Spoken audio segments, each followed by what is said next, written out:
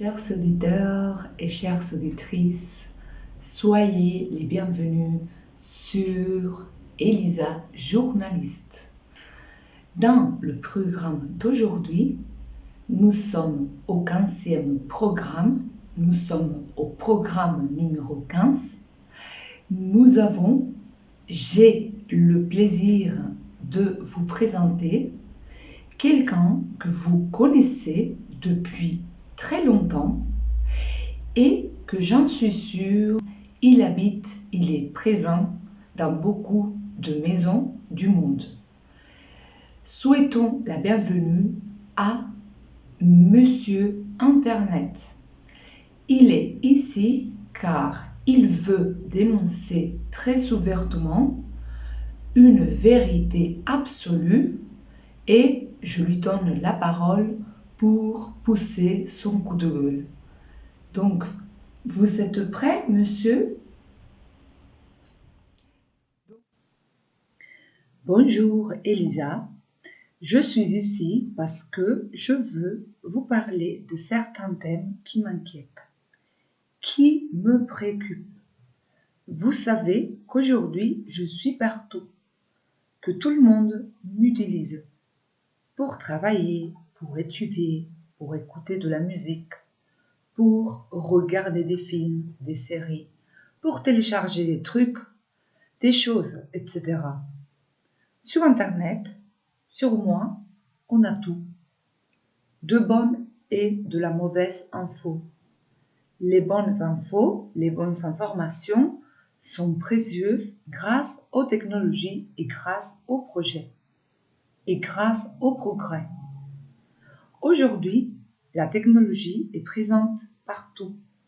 Internet, c'est-à-dire moi, je suis présent dans beaucoup de foyers au niveau mondial. Mais il y a des choses que vous pouvez trouver sur moi et que je déteste. Je pourrais vous énumérer pas mal de choses que j'aime pas, mais grosso modo, je vais parler seulement de deux thèmes qui me dérangent à la fois, qui me font me poser des questions concernant l'être humain. Tout d'abord, en premier lieu, je n'aime pas et je ne comprends pas pourquoi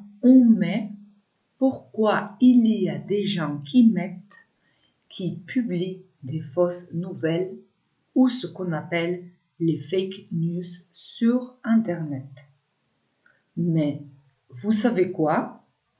Les fake news ont toujours existé à la radio, sur Internet, etc.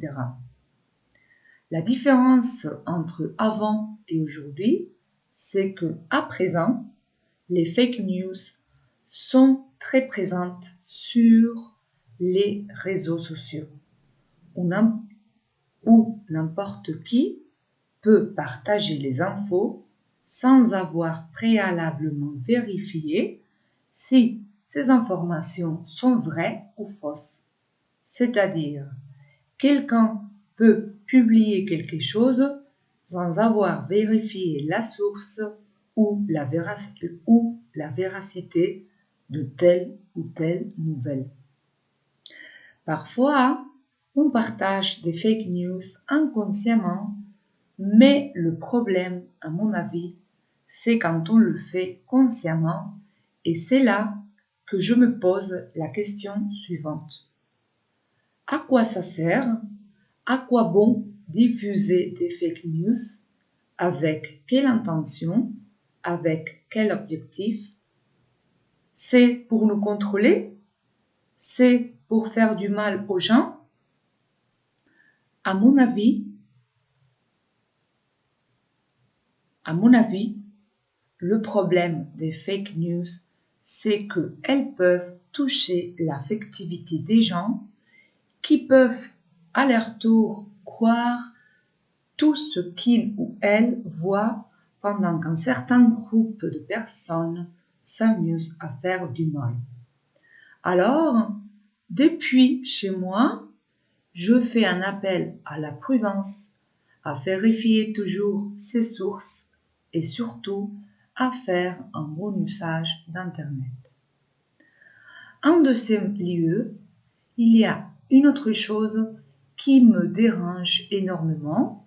Il y a une autre chose que je déteste et c'est quand on publie des vidéos ou des photos des gens en violant la vie privée des personnes parce que il y a un certain nombre de gens qui les filment sans leur avoir demandé la permission de les filmer et de publier ces vidéos après.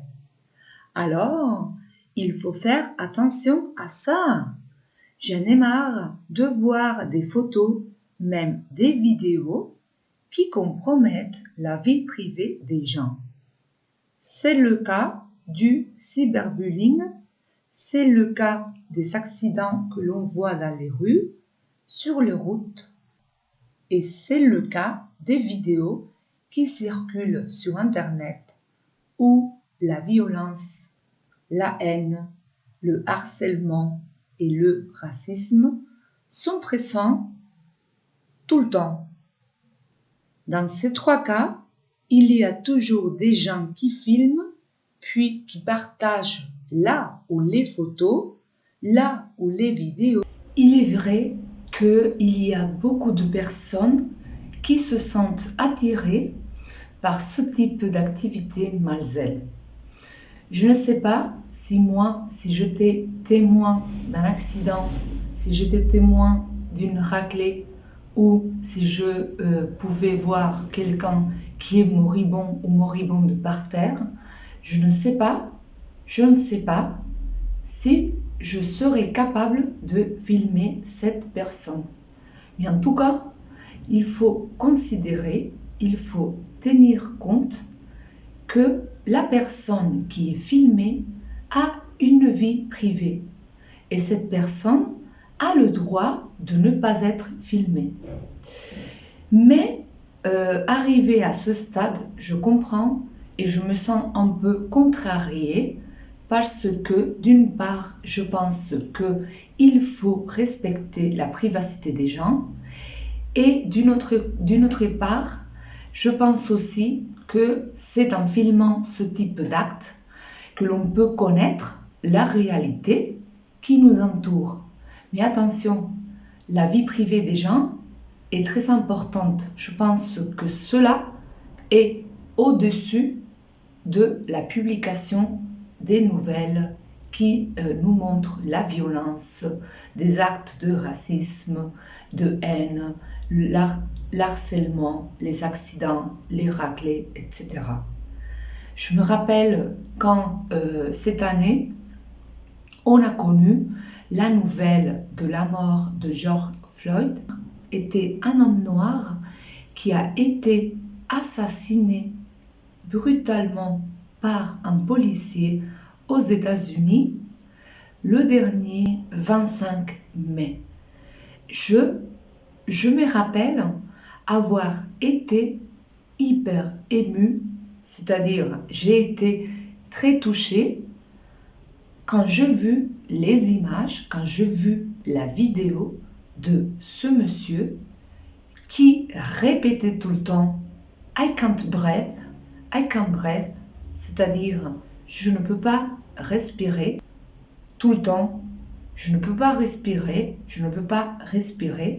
pendant qu'un policier l'a arrêté, il a appuyé son genou sur le cou de George. Cet acte de violence est inadmissible de nos jours. Alors, je vous laisse réfléchir sur l'utilité d'Internet. Internet et les téléphones mobiles, c'est bien, mais avant de publier des photos ou des vidéos des gens, il faut toujours penser que avant de publier, il faut demander la permission. Et pour éviter ce genre de problème, et pour éviter des problèmes dans l'avenir, le mieux c'est de ne pas filmer. Merci de votre attention et à la semaine prochaine.